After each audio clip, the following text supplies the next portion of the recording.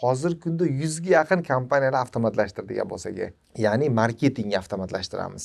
Oddiy misol Abbos aka, telefonimiz bo'ladigan bo'lsa, 5 sekundda hamma ma'lumotlar kelishini tashkillashtirdik. Telefonlarimizga ustanovka qilingan, marhamat ko'rishingiz mumkin. Bitta knopka bilan bosamiz, uznat, счет, остатка. 1, 2, 3, mana 3 sekundda barcha ma'lumotlar keldi.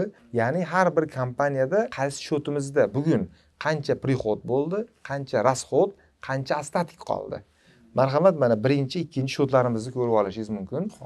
Mana bu birinchi счетimiz. Kompaniyalar ham ko'p ekanda, rosa bir ko'p ma'lumotlar ketib keldi. Har bir kompaniya bo'yicha отдельный ma'lumotlar tushadi bu yerda.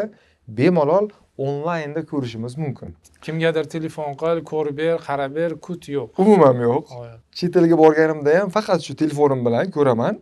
Ya'ni bugun qancha pul tushdi, qancha pul chiqdi, qancha pul qoldi, qancha mijoz keldi, kelgan mijozlardan qanchasi sotib oldi, qanchasi sotib olmadi, sotib olmaganlar nima uchun sotib olmadi, hammasi bor. O'shaning uchun men tavsiya qilaman aka, avtomatlashtirish kerak ekan aka.